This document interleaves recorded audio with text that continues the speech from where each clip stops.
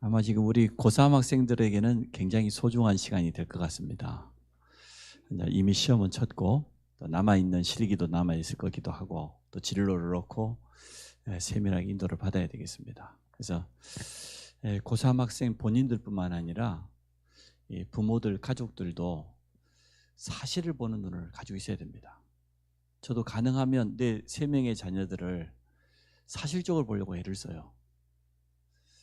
부모들은 자녀에 대한 기대를 누구나 다 가지고 있죠. 그거 없는 사람이 어디 있겠어요. 그러나 기대하고 사실은 다를 수 있거든요. 그래서 그 부분을 잘 인도받아야 됩니다. 우리 아이가 공부할 체질이다 아니다 그거는 지금까지 봤으니까 알 것 아닙니까? 똑똑하다고 해서 공부하는 게 아니고요. 똑똑하지 않다고 해서 공부 안 하는 거 아니에요. 상상의 애로 똑똑한데도 공부 안 하는 친구 많아요.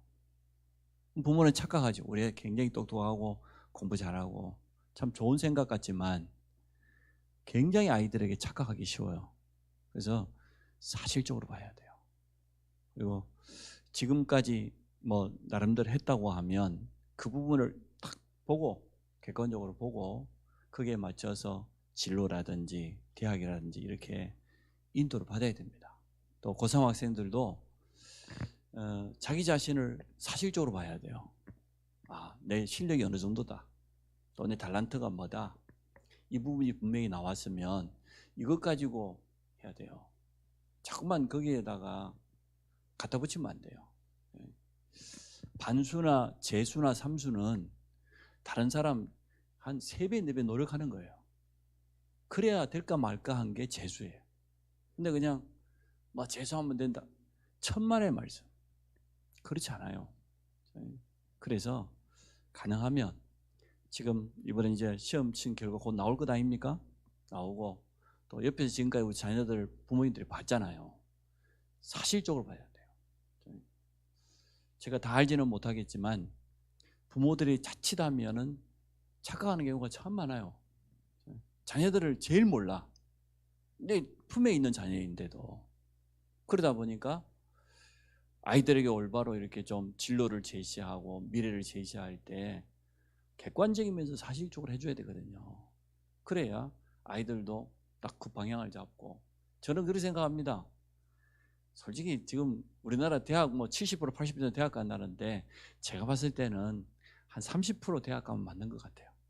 나머지는 자기 전문성 찾아서 전문성 준비한 학원으로 또 배우러 가야 된다 그렇게 생각해요. 어느 정도 사실적이지 않느냐. 편의점에서 에어컨 바람 밑에서 알바하지 노가다 안 갑니다.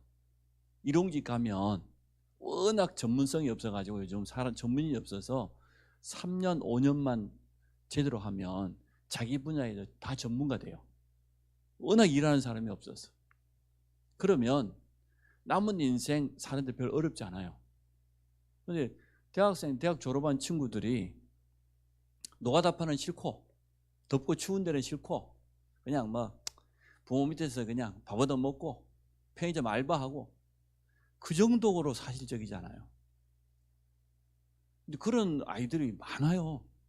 상상외로 많아. 저 같으면 절대 밥 안 먹입니다. 쫓아내면 쫓아냈지.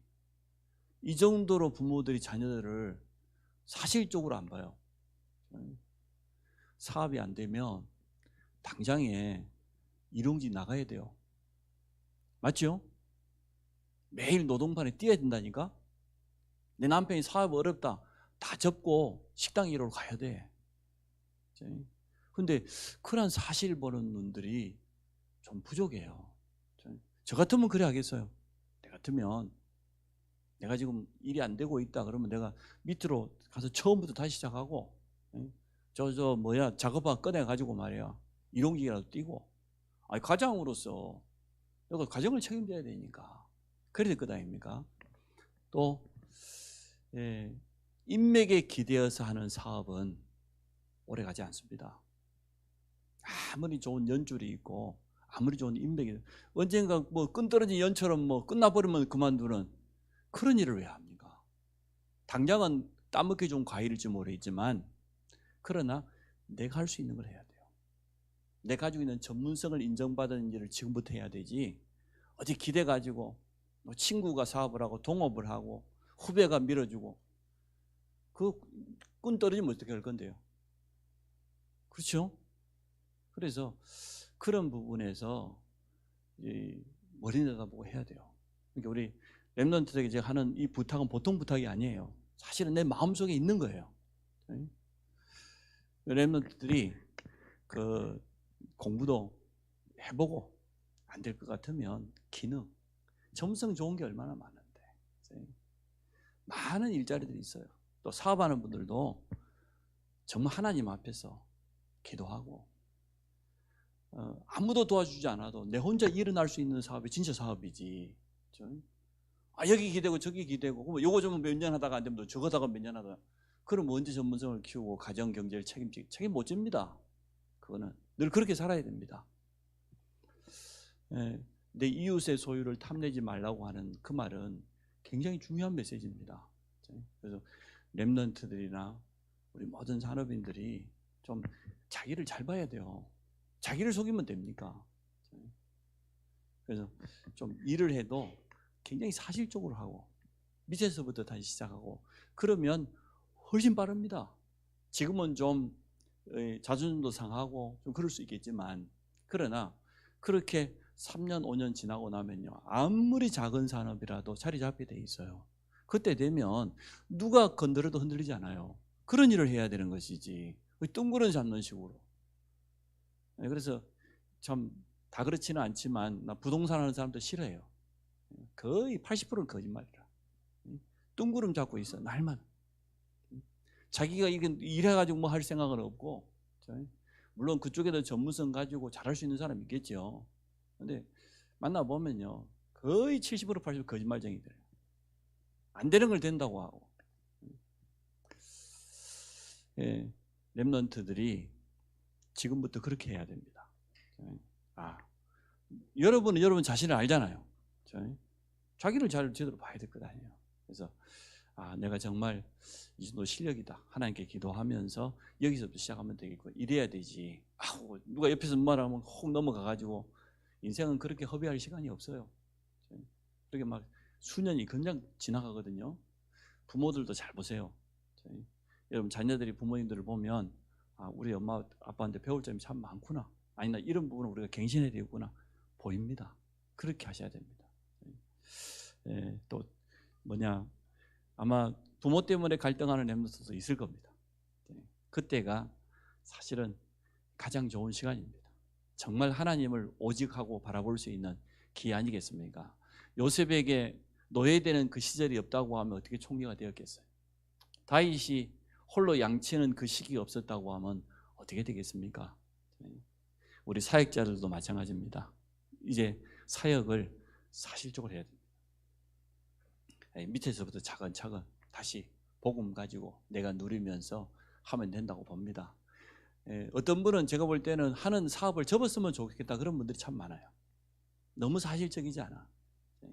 그래서 그런 사업은 접고 차라리 월급쟁이로 들어가서 하는 것도 더 나을 것 같고 그렇게 하면은 멀리 내다보면은 훨씬 나을 것 같은데 하는 그런 생각이 참 많이 들어요. 제가 사업을 뭐 해본 사람이 아니라 다 알 수는 없기 때문에 차마 말은 못하고 있지 저렇게 하고 되겠냐 그런 생각이 참 많이 들어요. 그래서 좀 응답을 우리가 좀 사실적으로 받아야 되니까 시대가 너무나 빨리 바뀌고 있고 또 우리가 응답받을 시간표가 눈앞에 와 있는데 이런 부분에서 아마 조금만 갱신해버리면 응답받기는 어렵지 않겠다 그런 생각이 되어집니다. 자, 오늘 사죄의 핵심입니다. 죄라고 하는 것은 뭡니까? 많은 사람들이 죄를 잘못 알고 있는데 관역이 여기 있습니다. 그러면 화살이 여기 관역에 가서 맞아야 됩니다. 죄라고 하는 것은 뭐냐? 이 반대예요. 관역을 벗어난 거예요. 이 관역을 뭘 의미합니까? 하나님의 말씀, 하나님의 약속, 계약이라 할 수도 있겠죠. 하나님의 뜻, 이게 관역인데 죄라고 하는 건 뭐냐? 하나님의 말씀에서 벗어나 버린 거예요. 하나님과의 약속, 계약에 벗어나 버린 창세기 3장 문제잖아요. 하나님의 뜻과 전혀 상관없이 살아가는 거. 그게 죄입니다. 원어의 뜻이 이래요. 화살이 관역 한가운데가 맞춰야 되는데 관역을 완전 벗어나 버린 거. 하나님의 뜻을 완전 벗어난 삶. 그게 바로 죄입니다. 죄의 종류를 성경은 밝히고 있습니다. 가장 근본적인 죄가 원죄입니다. 원죄, 영어로 오리지널이에요. 오리지널. 오리지널 신이라. 원래부터 있는 죄라 그래서 원죄입니다. 오늘 갓 태어난 아이라 할지라도 하나님 떠나 있는 원죄 아래에 있습니다. 한 사람도 예외가 없기 때문에 성경은 모든 사람이 죄를 범하였음에 하나님의 영광에 이르지 못한다 그랬거든요. 창세기 2장 17절 18절은 하나님과의 계약입니다. 선악과를 통해서 먹지 마라. 먹는 날에는 정령 죽으리라. 그런데 창세기 3장은 말 그대로 이 하나님과의 계약이 벗어났죠. 하나님의 말씀에 불순종하고 선악과를 먹고 하나님 떠나버린 거지요. 이것을 성경은 원죄라고 합니다. 그 순간 에베소서 2장 1절에 보니까 이 죄로 말미암아 이 허물로 말미암아 영이 죽어버린 겁니다. 사단에게 완전 장악되어 버린 겁니다. 그래서 원죄의 결과를 성경은 분명히 말해놓고 있습니다. 영이 죽었다. 사단에게 장악되었다. 신부는 마귀 자녀다. 결과는 영원한 형벌, 지옥이다. 원죄의 내용과 원죄의 결과를 성경은 분명히 경고하고 있습니다. 계속해서 우리에게 말해주고 있습니다. 지옥 백성입니다. 설명 한번 볼까요? 인류의 최초의 조상 아담과 하와가 지은 죄입니다. 창세기 3장이지요. 이 죄는 모든 인간이 가지고 태어나는 거예요. 로마서 5장 12절에 보면 한 사람으로 말미암아 죄가 세상에 들어오고 이 죄로 말미암아 사망이 이르렀다고 그랬어요. 첫사람 아담은 온 인류의 대표자입니다. 아담과 하와가 범죄함으로 말미암아 이 원죄가 모든 사람에게 내려옵니다. 영적인 유전이에요. 그거는 우리의 선택사항이 아니에요. 내가 원죄가 있고 없고 내가 선택하는 게 아니고 하나님의 말씀에 의해서 하나님의 법에 의해서 모든 사람, 아담 이후의 모든 인류는 원죄 아래에 있습니다. 단 한 사람도 예외가 없습니다. 그럼 불신자들이 이해할 수 없는 거죠. 세상 사람들은 도무지 용납할 수 없는 이야기인데 근데 성경은 분명히 그리 말하고 있어요. 의인 한 사람도 없다. 모든 사람이 죄인이다. 하나님 없이 살아온 죄, 하나님이 없다고 하는 그런 죄입니다. 그래서 시편 14편 1절에 보니까 누가 어리석은 자입니까? 어리석은 자는 누구냐? 하나님이 없다 하도다. 그래서 죄 중에 가장 큰 죄가요, 무지예요. 무지. 영적인 사실을 모르는 거예요. 하나님 말씀 모르는 거예요. 하나님의 약속 믿지 않는 거예요. 로마서 1장 28절에 보니까 그들이 마음에 하나님 두기를 싫어한다고 그랬어요.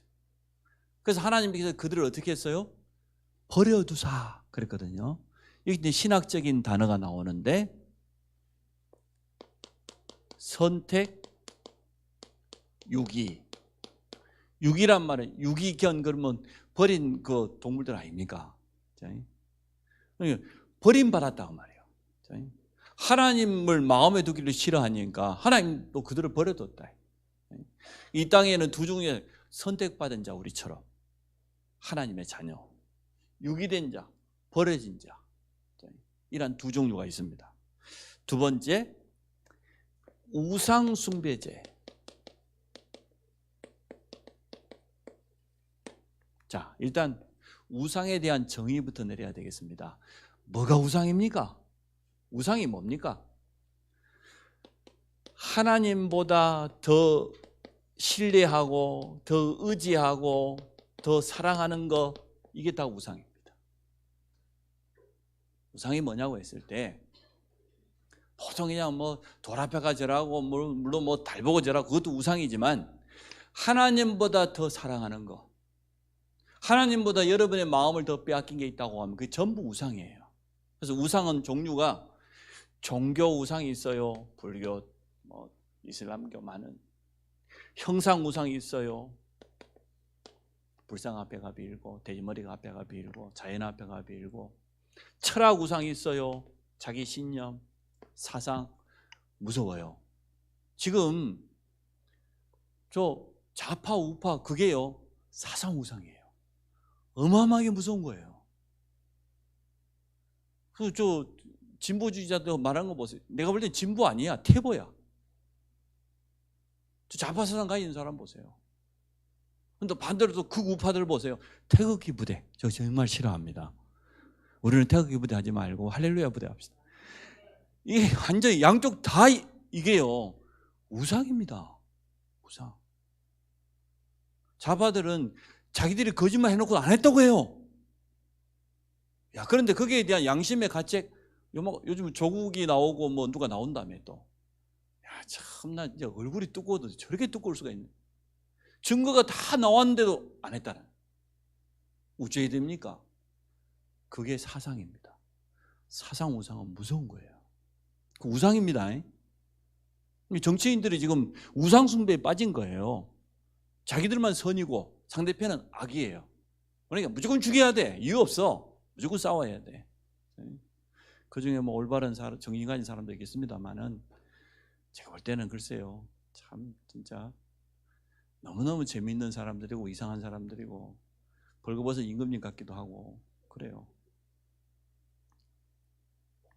이 다 우상입니다. 맞죠? 형상 우상, 종교 우상, 철학 우상, 신념 우상, 거기다가 이제는 요즘은 물질 우상, 세상 문화에 완전 빠져버렸어. 랩런트들 하루 종일 핸드폰이 손에서 안 떠나. 길에 뭐 길을 가도 뭐 꽂고 있고, 운동을 해도 꽂고 있고, 기술첩을 해도 꽂고 있고, 메시지인 줄 알았더니 아니야. 눈은 이걸 쳐다보는데 이거는 다른 것도. 제 말이 틀리지 않을 걸요. 세상 문화에 푹 빠져 살아요. 그 우상입니다. 디모데후서 그랬잖아요. 하나님보다 자기를 사랑하고 쾌락을 쫓고 돈을 사랑하고 세상을 더 사랑하니까. 그 우리 우상숭배 하는 거예요, 안 하는 거예요 지금? 대답을 안 해. 렘넌트 우상숭배 해, 안 해? 내가 보기엔 반쯤 우상숭배 다 하고 있어요 지금. 하나님보다 너무 아들, 딸 사랑하지 마세요. 하나님 더 사랑하세요. 남편이 아무리 좋아도 하나님 더 사랑해야 됩니다. 하나님이 우리 인생의 가장 우선순위 되시기를 축복합니다. 이게 우상입니다.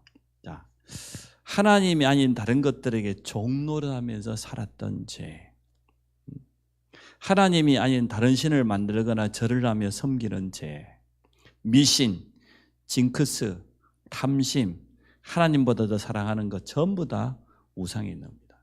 그래서 골로새 3장 5절에 보니 땅에 있는 지체, 음란, 부정, 사요, 악한 정욕, 탐심 다 우상 숭배라고 그랬어요.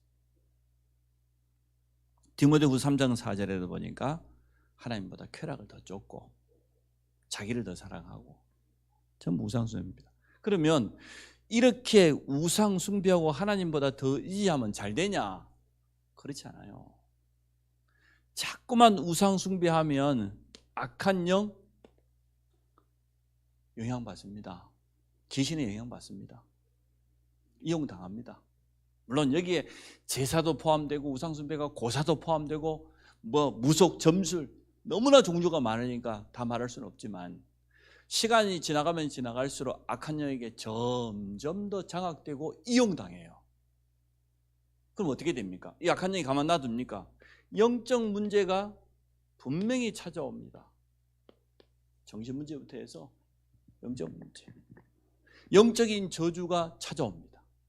거듭에서 자꾸만 똑같은 문제들이 찾아와요.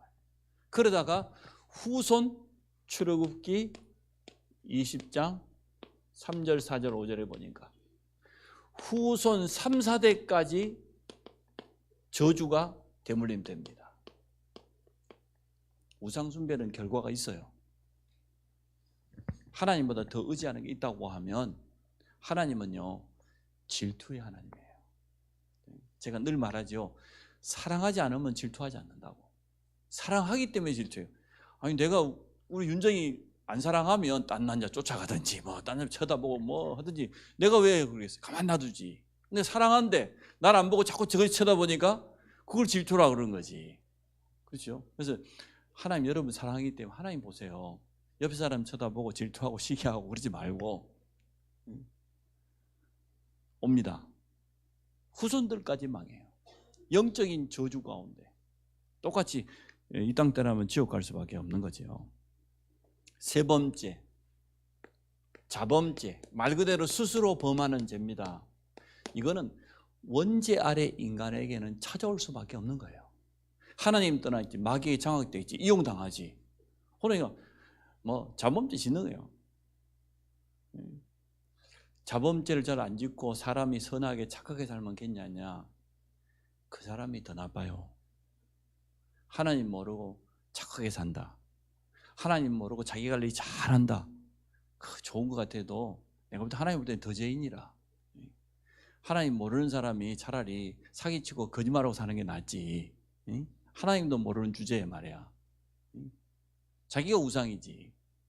자기 관리 잘하고 일 열심히 하고 선하게 살고 그거 하나님 보실 때는 더 악해요.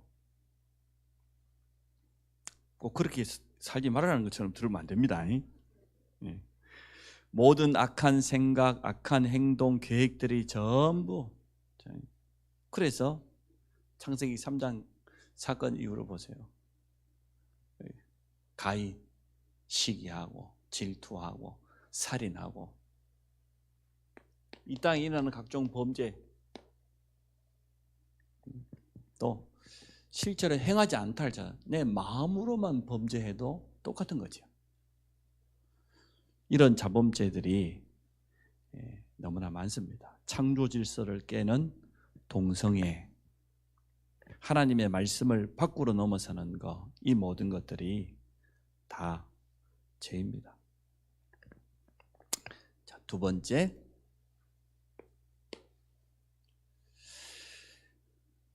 사죄의 확신.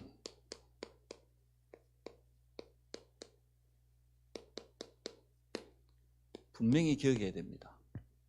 다른 것으로는 절대로 죄 용서 받을 수 없습니다. 죄인된 내가 아무리 노력하고 선을 행해도 안 됩니다. 이사야서 64장 6장에 말하고 있는 것처럼 죄로 물들어버린 우리가 아무리 육신적인 선을 해도 영적인 이 원죄는 해결할 수 없습니다.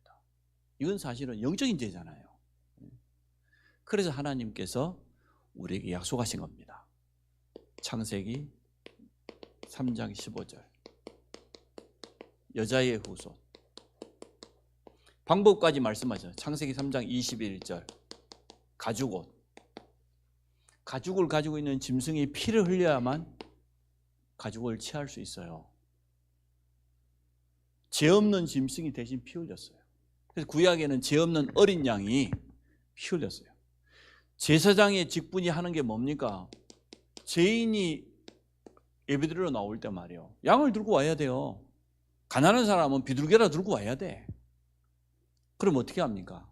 죄인에게 머리 위에다 오른손을 옮기고 이 희생 제물에다 왼손 올리고 기도부터 해야 돼요.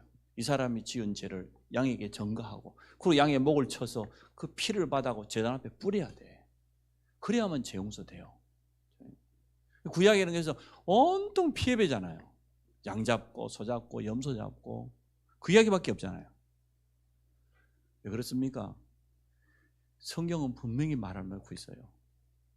육체의 생명은 피에 있어요. 레위기 17장 11절에. 근데 히브리서 9장 22절에 피 흘림이 없이는 절대로 죄 용서함이 없어. 그래서 구약에 죄 없는 이 양이 계속 피 흘린 거예요.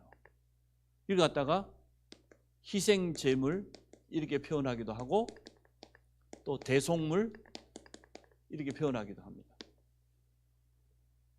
영원한 대속물 되시는 예수 그리스도께서 오신 것입니다. 마가복음 10장 45절. 인자가 온 것은 섬김을 받으려 함이 아니고 도리어 섬기려 하고 자기 목숨을 많은 사람을 위한 뭘로?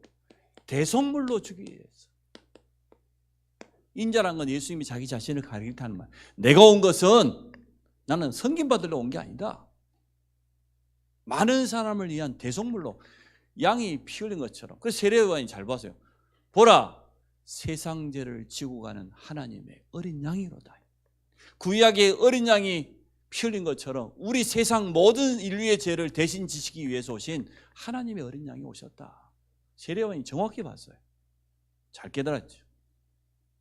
예수님이 세례받아요. 요단강 세례요한에게. 세례요한이 안 주려고 하죠. 아니, 나는 당신의 신들매도 감당하지 못하는 죄인인데 내가 어떻게 당신의 세례 주겠냐. 주님 말씀하시죠. 이와 같이 하여 우리가 하나님의 뜻을 이루자. 왜냐? 구약의 제사장이 죄 없는 양의 머리에 손을 얹은 것처럼 마지막 제사장인 세례 요한이 제사장 지파거든요. 양의 머리에 기도한 것처럼 예수님의 머리에 세례 준 건 뭡니까? 온 인류의 죄가 그분에게로. 그러고 난 다음에 십자가 지셨잖아요. 그 주님이 분명히 말씀하셨어요. 요한복음 19장 30절에 다 이루었다. 구약의 이 모든 약속이 다 성취되어 버렸어요. 끝나버렸어요. 그 고백하는 순간 이런 일이 난 겁니다. 구약의 성전은 이렇게 나눠져 있어요. 지성소, 지극히 거룩한 성소, 하나님의 임재를 나타내는 곳, 하나님의 계시는 곳. 그 다음에 성소, 지성소 안에는 들어갈 수 없어요. 성소와 지성소를 가로막고 있는 것 같다 휘장인데, 검은 휘장인데 이 휘장은 죄를 의미합니다. 죄인은 하나님께 나갈 수 없어. 하나님께 나가는 순간 죽어요. 1년에 단 한 번만 들어갈 수 있어. 누가 들어갈 수 있냐? 대제사장만 들어갈 수 있어요. 대속죄일에 피를 두 그릇 들고 갑니다. 하나는 자기의 죄를 용서받으려고, 하나는 이스라엘 모든 민족의 죄를 용서받기 위해서. 이 지성소에 1년에 단 한 번 들어가요. 하나님 앞에 가서 용서받아야 돼. 용서 못 받으면 살아서 못 나와. 죽어서 나와. 죽은 시체를 끄집어낼 수 없으니까 지성소 들어갈 때는 발목에다가 끈을 매달아서 이렇게 밖으로 이렇게 늘어뜨려 놨어요. 혹시나 죄 용서 못 받으면 죽으니까. 다 이루었다는 순간 이 하나님과 우리 사이를 가로막는 죄의 휘장이 찢어져 버렸잖아. 무슨 말이에요? 누구든지 예수 이름을 힘입어서 담대히 하나님 앞에 나갈 수 있어요. 이제는 끝나버렸어. 더 이상 양의 피가 필요 있어요, 없어요? 없어요. 구약에는 안식일마다 양의 피 들고 나가야 되는데 우리는 담대하게 예수 이름을 힘입어서 이제는 당당하게 하나님 앞에 나아갈 수 있어요. 성경은 분명히 그렇게 말해놓고 있어요. 그게 속죄라는 거예요. 구약의 대속물, 희생제사. 신약의 글 속에서 영원한 속죄를 이루어버렸어. 그게 십자가 사건입니다. 히브리서 9장 12절. 염소의 피도 아니고 송아지의 피도 아니고, 그건 구약이죠. 자기 피, 예수님 자기 피로 영원한 속죄를 이루어버렸다고 그랬어요. 구약에는 영원한 속죄가 없습니다. 안식일마다 피 드려야 된다니까. 근데 예수 그리스도 십자가의 피는 영원한 속죄. 끝나버렸어. 히브리서 10장에 19절 20절에 보니까 더 정확하게 더 자세하게 설명. 그러므로 형제들아, 우리가 예수의 피를 힘입어 성소에 들어갈 담력을 얻었나니 이제 들어갈 수 있다는 거예요. 이 길은 우리를 위하여 휘장 가운데 열어놓으신 새롭고 산 길이다. 휘장은 그의 육체다. 휘장이 찢어진 것은 자기 육체를 우리를 위해서 희생하심으로 이제는 우리가 당당하게 하나님 앞에 나갈 수 있어요. 하나님 만나는 길이 열린 겁니다. 할렐루야. 이게 복음이에요. 그게 구약과 신약이 똑같아요. 우리가 구약은 어렵게 생각하고 그러는데 똑같은 내용이에요. 예수 그리스도 오실 것이라는 그 약속을 피에 드리면서 양을 잡으면서 계속 설명해 주잖아요. 유월절 양의 피 바르니까 해방되더라. 우리가 십자가 붙잡는 순간 끝났다. 우리의 죄는 다 영원한 속죄. 그래서 사죄의 확신. 가서 한번 집에 가서 찾아보시기 바랍니다. 사죄는 무슨 뜻이냐? 죄 용서 받았다 그 말이에요. 예수님께서 나의 죄를 사하기 위해서 십자가에서 죽으셨습니다. 예수님 흘리신 피로 말미암아 모든 죄에서 사함을 받았습니다. 그래서 에베소서 1장 7절에 보니까 그의 피로 말미암아 속량 곧 죄사함을 얻었다. 바울이 에베소 교회에 보낸 편지에 그렇게 기록되어 있습니다. 요한일서 1장 7절에 보니까 예수의 피가 우리를 모든 죄에서 깨끗게 하실 것이요. 믿습니까? 네. 그래서 우리 내 자신도 사죄 확신 가지시고 또 죄의식, 죄책감을 벗어나시기 바랍니다. 그리고 다른 사람도 마찬가지. 이제는 지은 죄를 주님 앞에 자백하며 회개하며 깨끗하게 하십시오. 그래서 오늘 본문에 보니까 만일 우리가 우리 죄를 자백하면 그는 미쁘시고 의로우사 우리 죄를 사하시며 우리를 모든 불의에서 깨끗하게 하실 것이요.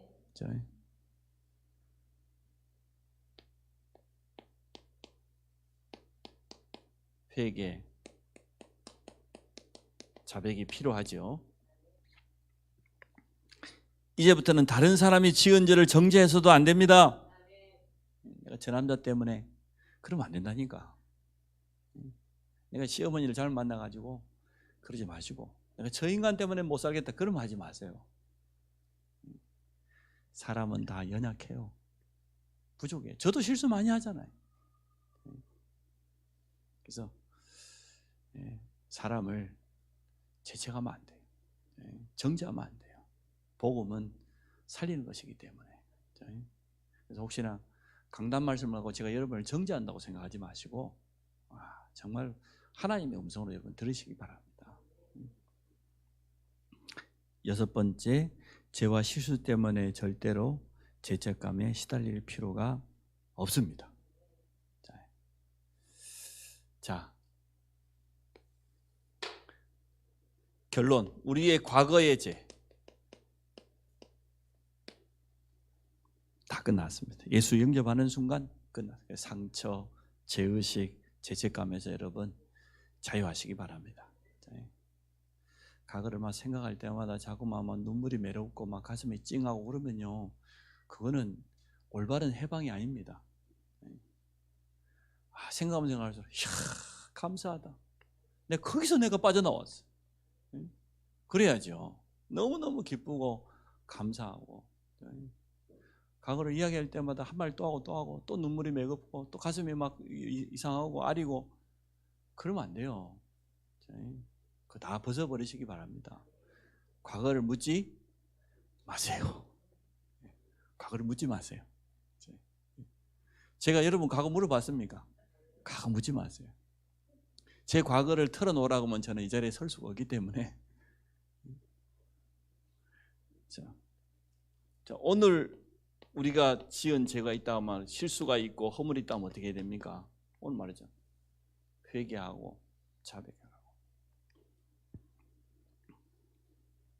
이사야 1장 18절. 제가 적어놓은 성경 구절은 꼭 집에 가서 찾아보세요. 하나님 말해요. 오라 우리가 서로 변론하자. 서로 이야기하자. 너희 죄가 주홍 같을지라도 눈과 같이 진홍같이 붉을지라도 양털과 같이 희게 하겠다. 하나님 우리 보고 말하세요. 너희가 지은 죄가 뭐냐? 얼마나 죄가 많은지 모르겠지만 진홍 같을지라도 내가 희게 하겠다. 양털같이 희게 하겠다. 이사야서 43장 25절 하나님 하신 말씀, 나 곧 나 여호와는 나를 위하여 너희 죄를 도말한다. 도말은 뭐냐? 큰 덩어리를 갖다가 쉽게 말하면 예를 들어 호박이 있다 싶시다. 이 앞쪽에 있었으니까 호박을 믹서 자기 쪼개하고 믹서에다 싹 갈아버렸어. 죽을 만들어버렸어. 그래가지고 흩어버리는 거예요. 본질의 모습이 전혀 없어져 버리도록. 그게 도말이에요.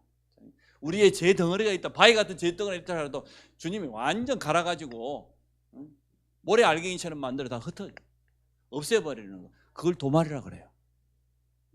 하나님은 자기 자신을 위해서 우리의 죄를 도말하신다, 없애버린다니까. 그럼 뭐냐? 기억지도 않는데, 기억지도. 그래서 뭐 옛날에 지은 죄를 또 하나님 내가 그때 그 죄를 지어가지고 이 죄인이 어땠으면, 그러지 마세요. 하나님 스트레스 받아요. 내가 지난번에 용서했는데, 전번에 용서했는데 또 생각만 나면 또 생각나고, 하나님 그때 내가 또 이런 잘못했는데, 하나님 스트레스 받아요. 하나님은 기억지도 않아요. 자꾸만 여러분에게 기억게 하는 그 못된 존재가 있어요. 니 그랬지? 응? 남편 그렇게 갈궜지? 응? 옛날에. 지금 안 그러면 되지. 그죠? 그러니까 그렇게 하면 됩니다. 하나님 분명히 말씀하셨어요. 도말해서 기억지도 않는데. 그러면 우리가 미래에 또 실수할 부분은 어찌 해야 되겠습니까? 우리는 뭐 연약하기 때문에 실수할 수, 육신을 가지고 있는 한도 내에서 할 수밖에 없어요. 그럼 어떻게 됩니까? 그래서 여러분 날마다 그리스도와 십자가를 붙잡으시기 바랍니다. 나는 하나님의 은혜 앞에 서는 길밖에 없다. 두 손 들고 나아가 십자가를 붙드니 찬양했잖아요. 의가 없는 자라도 도와주심 바라고. 맞잖아요. 우리가 의가 뭐 있습니까? 내놓을 거 아무것도 없는데 그리스도의 십자가의 그 의를 힘입어서 여러분 믿음으로 주님 앞에 나가시기 바랍니다. 그러면 됩니다. 히브리서 12장 1절 2절에 보니까 모든 무거운 짐과 우리를 얽매기 쉬운 모든 죄에서 믿음으로 일어나세요. 그걸 벗어버리라 그랬잖아요. 얽매기 쉬운 게 있어요. 벗어버리고 누구를 바라봐라? 믿음의 지요 온전케 하시는 주 예수를 바라보자. 히브리서 11장을 설명해 놓고 그걸 결론적으로 말한 거예요. 히브리 믿음이 뭐냐? 바라는 것도 실상 보이지 않는 것들이 증거다. 믿음이 없이는 하나님 기쁘시게 못한다. 하나님께 나가니 그가 계신 것, 그가 자기를 찾는 상주신 걸 믿고 나가야 된다. 믿음으로 노아는, 믿음으로 아브라함은, 믿음으로 누구는 믿음으로 그 믿음장이잖아요. 믿음으로 이렇게 승리했다. 그러므로 우리도 얽매기 쉬운 것도 있고 아직도 나를 무너뜨리는 죄성이 있지만 그거 벗어버리고 믿음의 주 예수 그리스도 붙잡아라. 예수 그리스도 바라보자. 그렇게 하셔야 돼요. 네. 여러분을 좀 힘들게 하고 곤란케 하는 가족이 있을 수도 있고 또 불신자 아니면 옆 많은 사람이 있을 수 있습니다. 용서하시기 바랍니다. 우리가 원죄, 우상숭배죄, 자범죄 다 용서, 미래의 죄까지 다 이미 보장받아 버렸는데 용서 못할 사람이 있어요, 없어요? 있나 보네. 용서 못할 사람 없어요. 모든 사람 다 용서하시기 바랍니다. 저도 좀 그럴 사람이 요만큼 있었어요. 아이고 저 인간은 내가 같이 절대 이랬었는데 아니다. 내가 그렇게 작은 그릇이 되면 어떻게 되겠냐. 모든 사람 용서하시기 바랍니다. 특히 사역자, 전문 사역자. 여러분 사회 가다 보면 하여튼 지독히도 말 안 듣고 못 깨닫고 있어요. 영적 문제가 너무 심해가지고. 근데 안 듣는 게 아니에요. 못하는 거예요. 영적인 힘이 너무 없어가지고 분명히 메시지 줄 때는 아멘하고 눈물 콧물 흘려놓고 돌아서면 또 돌아가요. 그 자신의 영적 상태예요. 그 미워해하고 일이 되겠습니까? 절대 안 됩니다. 자극은 주되 절대로 미워하면 안 돼. 정말로 그 영혼을 놓고 기도하고 하나님 앞에 간구하고 그렇게 하시기 바랍니다. 여러분이 눈물로 기도하는 그 대상자 하나님이 언제 바꿔도 바꿉니다. 안 바뀌면 그대로 살다가 천국 가면 되지 뭐 어쩔 겁니까? 그래서 절대로 미워하는 사람은 있으면 안 돼요. 사역을 많이 할수록 그럴 수 있어요. 또 교회에서 헌신을 많이 할수록 그럴 수 있다니까. 아무것도 안 하는 사람은 미워할 사람도 없어. 아무것도 안 하고 있는데 두 손을 늘어뜨리고 있는데, 성경에는 네 손을 늘어뜨리지 마라 그랬는데 보니까 아무것도 안 하는 사람이 있더라고. 지교회가 청소를 하든지 말든지. 그 손을 늘어뜨리고 있는 거예요. 그게 성경에는 그렇게 하지 말라고 했는데. 그래서 사역을 하시다 보면, 또 교회에서 직분을 감당하다 보면 나하고 좀 마음이 안 맞거나 뜻이 안 맞는 사람이 있을 수 있어요. 어디에나 있어요. 그때 용서하는 마음으로, 자, 그리스도의 사랑으로 그 사람을 덮어주고 기다려주고 힘을 주고 기도해주고 그러시기를 주의 이름으로 축복합니다. 어차피 길어졌으니까 우리 인여건 교육을 바로 이어서 잠깐만 하도록 그렇게 하겠습니다. 우리가 1년에 한 번 하는 걸 총회라고 하고요. 매달 할 필요 없어요. 매달이나 격월로 해도 됩니다.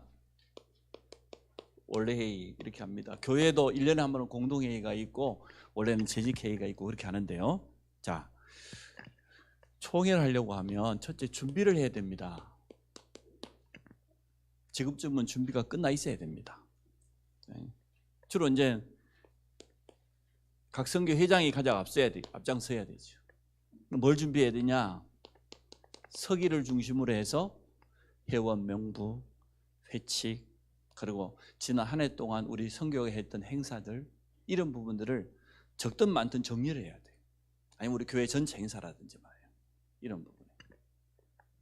그래서 계획을 세운 게 있고 또 행사를 진행하고 있을 것 아닙니까? 이런 부분들을 서기가 정리해 줘야 됩니다. 두 번째, 회계가 있을 거 아니에요. 재정을 전년도 2월이 얼마였고 한 해 동안 회비가 어떻게 들어왔고 어떻게 썼고 결산이 어떻게 잔액이 얼마다. 뭐 쉬운 거니까. 이런 부분들을 회장이 전체를 보고 총회 전에 준비를 해야 돼요. 그래야 이걸 갖다가 우리는 뭐 당장에 뭐 어디 띄워놓고 할 게 아니니까 서류로 이렇게 총회 준비를 해야 됩니다. 그리고 회원들에게 우리 총회가 언제다, 교회에서 광고를 이미 했으니까 통보를 해줘야 되는 거죠. 두 번째, 이제 다음 주 실제 총회를 어떻게 하면 좋겠냐?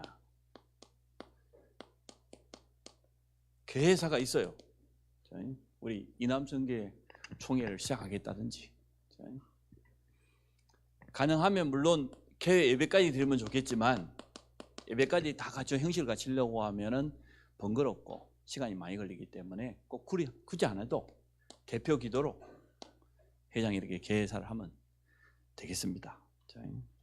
그러고 난 다음에 순서를 보고 해야죠. 서기 보고, 회계 보고, 뭐 행사 보고, 이런 보고를 하겠죠. 그 다음에 세 번째, 신임원을 선출하시면 됩니다. 어떤 기관은 참 잘했어. 회장, 부회장, 서기, 부서기, 총무, 부서기, 회계, 부회계 뭐 해가지고 전 회원이 간부화야. 공산주의야. 공산주의는 그러잖아요. 그건 참 잘한 거예요. 예, 저는 많을수록 좋다고 생각합니다. 그러니까 임원들 중심으로 이렇게 해야 되니까 그렇게 하셔야 됩니다.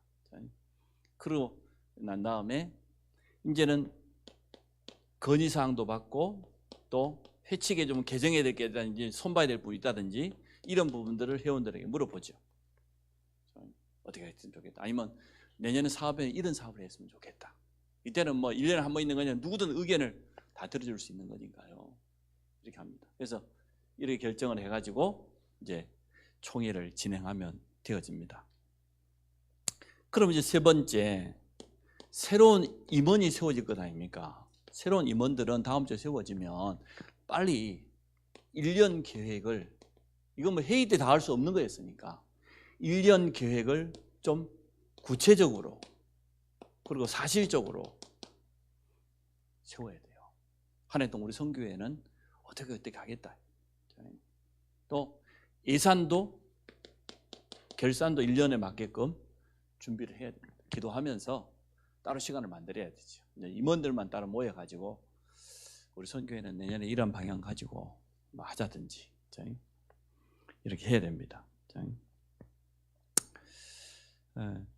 그러면 이걸 다음 원래 회의 때 이제 회원들에게 보고해 주는, 가능하면 서면으로 주세요. 우리 1년 계획이 이렇다 한 장으로 줄 수 있잖아요. 한 장 해가지고 누구나 보고 알 수 있도록 이렇게 하면 참 좋겠습니다. 원래 회의도 보니까 이 좁은 예배당에서 막 각 성교회가 나눠서 하려니까 쉽지가 않아요. 근데 또 뭐 어떤 기관은 또 찬송가 불러야 된다고 또 찬송 부르고 막 복잡하더라고. 그래서 그거는 따로 어디 가서 할 때는 찬송 부르시고 같은 장소에서 할 때는 그냥 뭐 신앙 고백 하시든지 그렇게 하세요. 그러나 원래 회의도 늘 이렇게 준비해야 됩니다. 회장들이 뭘 해야 될지 모르는데 이거 해야 돼요. 그래서 이제 요건 놔두고 회장이 해야 될 일이 뭐냐?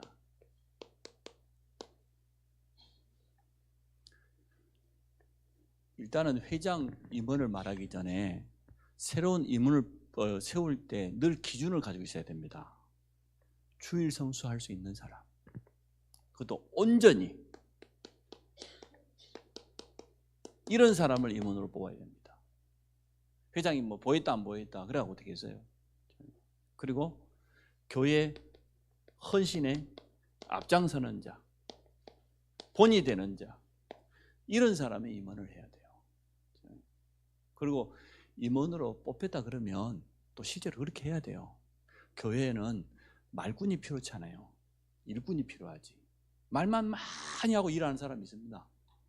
자, 싫어합니다. 이 앞에 우리 산업선교회가 헌신해가지고 바비큐 파티하니까 얼마나 좋습니까?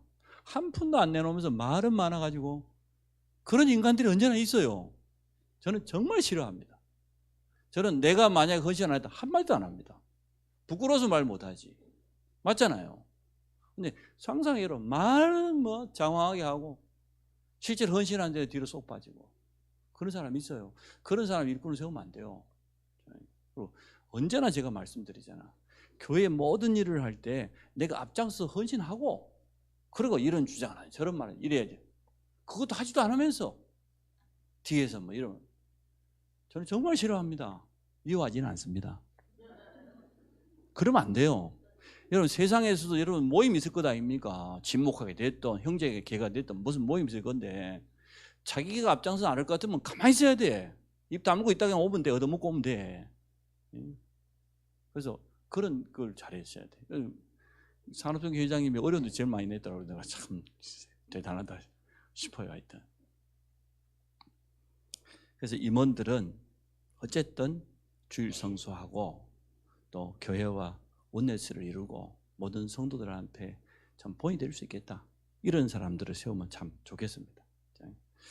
회장은 많은 걸 해야 되겠습니다만은 이 선교회를 대표하는 사람이잖아요. 교회의 방향과 맞아야 됩니다. 내 삶도 기도도 교회의 방향 맞아야 돼.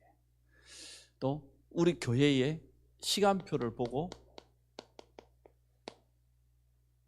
그리고 모든 회원들을 진짜 놓고 기도하고 섬길 수 있는 이런 사람이 되어야 됩니다. 사실 이 각 선교회 뭐 예산 이런 거는요. 제가 아까 말했죠. 임력은 많이 세우시라고. 회장, 부회장, 서기, 부서기, 총무, 부총무, 회계, 부회계 하여튼 뭐 하나 더 세우더니 해가지고 그러면 벌써 한 10명 되잖아요. 간단해요. 그 뭐 회비 10,000원씩 내라 말아라 그것도 필요 없어. 사실은 필요 없어. 임용원들이 세워졌으면 우리 한 사람당 나는 회장이니까 50만 원 낼게. 응? 나머지 30만 원 1년에 내라. 그러면 끝나지. 뭐 회비 걷고 내라 안 내라 그 자체가 아니잖아요. 복음적이지 않아. 그래도 걷긴 걷으세요. 회는 돈을 내지 않으면 유지되는 회는 하나도 없어요. 회는 반드시 회비를 내야만 유지돼요. 단돈 10,000원씩이든 5,000원 내야만 유지돼. 안 내면은 사실 회원 아닌 거하고 똑같아요. 회비는 걷지만 가능하면 1년에 한 번 회장 뭐 평생 회장 할 겁니까? 1년에 한 번 하는 거. 회장 됐으니까 그냥 밥 한 끼 사면서 그냥 내가 빚내가 가져왔다 50만 원 딱 내놓고 말이야. 한 해 해보자 이래야지. 그 부회장이 가만히 있겠어요? 그러면 눈치가 있지. 자기 적어도 30만 원 내겠지. 그럼 임원들이 있잖아. 그럼 1년 예산 끝나는 거지. 그걸 뭐 어렵게. 우리 교회는 그래서 절대 참기름 팔고 뭐 그런 거 절대 없어요. 앞으로 하다. 그렇게 해서 하면 좋습니다. 그래서 회장님이 앞장서고 임원들이 하나 된다고 하면 어렵지 않습니다. 두 번째, 모든 임원들은 회원들을 잘 돌봐야 됩니다. 우리 보니까 교회에 뭐 여선교회 같은 데는 막 단단해요. 한성교회는 뭐 숫자도 많고 보니까 뭐 전원 주일 성수하는 분들도 있고 막 그래요. 대단해. 내가 볼 때는 아마 우리 이남성교회가 조금 그렇지 않나 싶어요. 이남성교회가 좀 그런 분 응답 받았으면 좋겠다 싶어요. 나머지 성교회들은 하여튼 뭐 든든해요. 잘 서 있고. 그렇기 때문에 그 회원들을 잘 섬겨야 되는데, 일단 앞으로 우리가 이제는 교회의 자세부터 바꿉시다. 새 가족이 오면 그 장로님이 됐던 각 성교 임원이 됐던, 물론 뭐 성가대에 있는 분도 있고 여러 가지 직분 가지고 있는 분이 있지만 관심을 좀 가져야 돼요. 또 지나친 관심 가지면 사람이 힘들어요. 목사님 관심 가져라 했다고 막 삼남성계 막 회장 부회장 다 쫓아와 놓으면 그런 부분을 좀 지혜롭게 그렇게 해야 됩니다. 그렇게 해서 좀 회원 전체들을 좀 섬기고 앞장서서 헌신하는, 뭐 더 이야기할 게 있습니다만은 뭐 굳이 하지 않아도 되지 않겠냐 싶습니다. 그래서 아까 말씀드렸던 것처럼 말꾼이 아닌 일꾼이 돼야 돼요. 반드시 그렇게 해야 돼요. 그래서 교회는 사실 뒷말이 나오면 안 돼요. 행사를 하든 행사가 끝난 이후든 준비하는 기간이든 그게 아닙니다. 뭔가 부족해 보이는 부분이 있다고 하면 하나님이 저 부분은 나에게 헌신하라고 하는 사인이구나, 이렇게 생각하면 돼요. 그렇지 않습니까? 그러면요 아무 문제 없습니다. 영적인 어려움 당한 사람들이 와서 힘 얻고 치유받고 살아나고 그럴 수 있도록. 또 결국은 우리가 이러한 각 선교회를 만든 목적이 뭡니까? 선교라는 단어가 그 속에 있잖아요. 전도 선교하기 위해서입니다. 또 우리 각 선교회 회원들을 그리스도의 제자로 서갈 수 있도록 함께 동역하고 함께 섬기는 거죠. 그래서 섬기는 자, 이 자세로만 하면 아무것도 문제되지 않습니다. 좀 오해하는 분들도 있고 이해 못한 분들이 좀 기다려주면 되고요. 그래서 전도, 옛날에는 여전도회, 남전도 이랬는데 이제는 우리가 좀 범위를 넓혀서 우리는 2, 3, 7, 5천 종류다 보니까 선교회라고 이름 바꿨잖아요. 그럼 전도와 선교회라는 두 단어가 다 들어있는 조직이기 때문에 거기에다가 방향 맞추어서, 예를 들어서 우리 선교 임원 회원 중에 한 달, 두 달, 석 달 전혀 안 보인다 그러면 어떻게 해야 됩니까? 찾아가 봐야죠. 그렇지 않습니까?